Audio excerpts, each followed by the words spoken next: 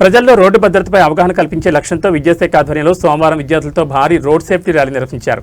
Incharge ప్రధాన ఉపాధ్యాయుడు నాగిళ్ల నరసింహారెడ్డి పర్యవేక్షణలో జరిగిన ఈ కార్యక్రమంలో విద్యార్థులు ప్లకార్డులు ప్రదర్శిస్తూ భద్రతా నినాదాలతో గ్రామంలో చైతన్యం నింపారు. ఈ కార్యక్రమానికి ముఖ్య అతిథిగా హాజరైన గ్రామ సర్పంచ్ జన్నేపల్లి జనార్దన్ రెడ్డి మాట్లాడుతూ రోడ్డు ప్రమాదాల నివారణలో హెల్మెట్ ప్రాధాన్యతను వివరించారు. ప్రతి ఒక్కరూ ట్రాఫిక్ నిబంధనలు పాటించాలని, ప్రాణరక్షణకు హెల్మెట్ తప్పనిసరి అని పిలుపునిచ్చారు. హెల్మెట్లు ధరించడం ద్వారా ప్రాణాపాయం ఉండే ప్రమాదాలను 50% వరకు తగ్గించవచ్చని ఈ సందర్భంగా గ్రామస్తులు ఆకాంక్షించారు.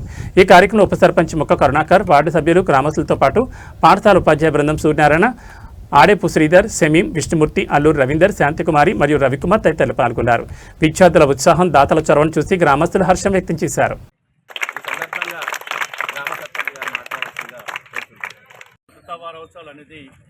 ప్రభుత్వం ప్రత్యేకంగా మనం మంచిగా అంటే ప్రాణాలతోటి ఈ రోడ్డు పైన పోయేటప్పుడు ప్రాణాలతోటి ఉంటే ఆ కుటుంబం ఏ విధంగానన్నా వాళ్ళకి ఆదాయం ఉన్నా లేకున్నా బ్రతకగలుగుతారు.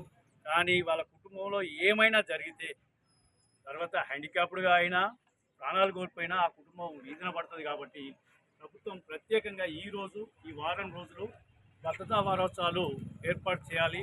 ప్రతి పాఠశాలలో కానీ, ప్రతి వీధిలో కానీ, ప్రతి వార్డు వైజ్గా మీటింగ్ పెట్టి ఈ భద్రత గురించి చెప్పాలనేది ముఖ్య ధ్యేయం. ముఖ్యంగా చూడండి, మీ విద్యార్థులకి నేను పదే కోరుకున్నది ఏంటంటే, మీ యొక్క తల్లిదండ్రులు, మీ యొక్క అన్న, అక్క, చెల్లెలందరికీ కూడా ఈ భద్రత గురించి మీరు రోజు పాఠశాలలో ఉపాధ్యాయులు చెప్తారు, మీ యొక్క పుస్తకాలలో ఉంది. మనం ఏ విధంగా పోవాలి, ఏ విధంగా ఉండాలి, నాన్న మీరు అమ్మ ఇట్లా పోవాలి, ఇట్లా ఉండాలి, ఇట్లా చేయాలి. మనం పోయేటప్పుడు కూడా స్పీడ్ను మెయింటైన్ చేయాలి. మనం అత్యధిక స్పీడ్ పోతే ఎదురు వచ్చిన వాడైనా మనకి అటాచ్ అయినా కూడా మనము ఇబ్బందుల పాలవుతాం, అతడు ఇబ్బందుల పాలవుతాడు. కాబట్టి మనం కొంచెం మితంగా పోతే ఆ యొక్క ప్రాణ పరిస్థితి నుంచి మనం కాపాడుకోగలుగుతాం అనేది మీరు మీ యొక్క తల్లిదండ్రులకి, మీ అన్నదమ్ములకి చెప్పాలి. దయచేసి మనం 2 వీలర్ కనుక ఎక్కినట్లయితే మీ అమ్మ నాన్న ఇంట్లో మీ వెహికల్ ఉన్నట్లయితే మీ యొక్క హెల్మెట్ ఉందా లేదా దయచేసి తప్పకుండా హెల్మెట్ కొనే విధంగా మీరు చేయాల్సిన బాధ్యత మీరు లేకపోతే నాన్న హెల్మెట్ ఏమైందని అడిగితే ఒకసారి కాకపోతే ఒకసారైనా తీసుకొచ్చి పెట్టుకుంటాడు. పెట్టుకునే దాకా మీరు మీ నాన్నను పంపించదు దయచేసి.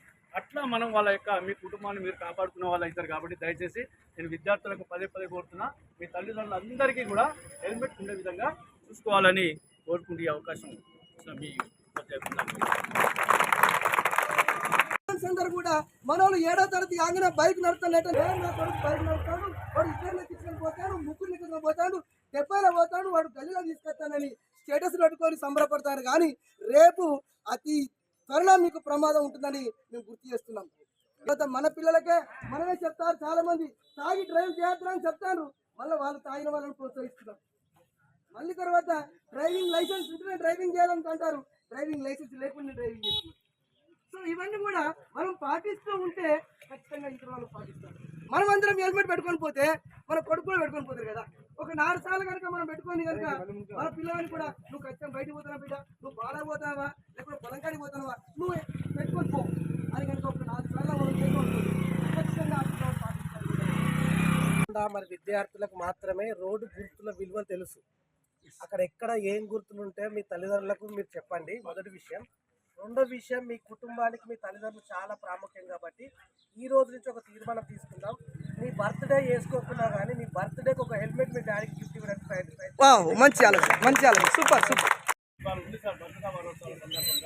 అంతా మన విలేజ్ను హెల్మెట్ పెట్టుకొని పోయే విధంగా చేద్దాం సార్. నీ నుంచి భద్రతా వారోత్సవాల సందర్భంగా మన గ్రామస్తులకి నువ్వు ఎన్ని హెల్మెట్ ఇస్తావు? నా వంతు సహాయంగా 20 హెల్మెట్లు తీసుకొచ్చి వెరీ గుడ్ 10 హెల్మెట్లు బడిక మైపాల్ గారు ఈ సందర్భంగా 10 హెల్మెట్లను డొనేట్ చేస్తాను. అందరు కూడా ఒకసారి బిగ్ క్లాస్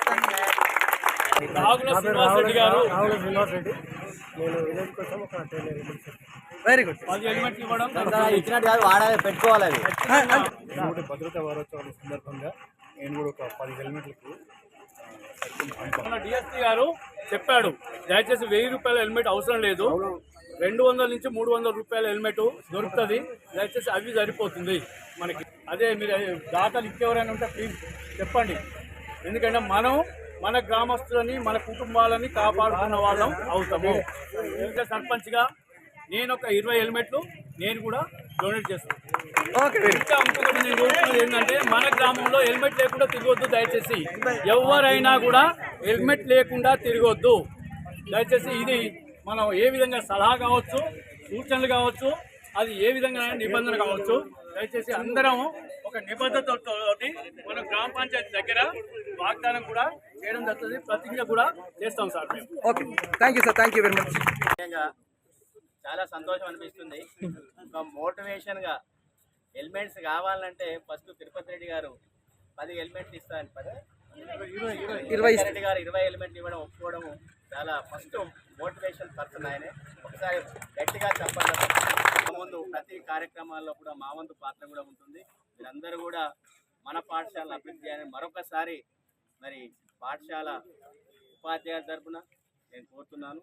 మరొకసారి 20 హెల్మెట్లను, మహిపాల్ గారు 10 హెల్మెట్లను, రావుల శ్రీనివాసరెడ్డి గారు 10 హెల్మెట్లను, మోపు తిరుపతి రెడ్డి గారు 10 హెల్మెట్లు, నక్క మల్లేశం గారు 10 హెల్మెట్లుగా, సర్పంచ్ గారు 20 హెల్మెట్లు, పాస్టర్ గారు 5 హెల్మెట్లను ఇవ్వడానికి ముందుకొచ్చారు.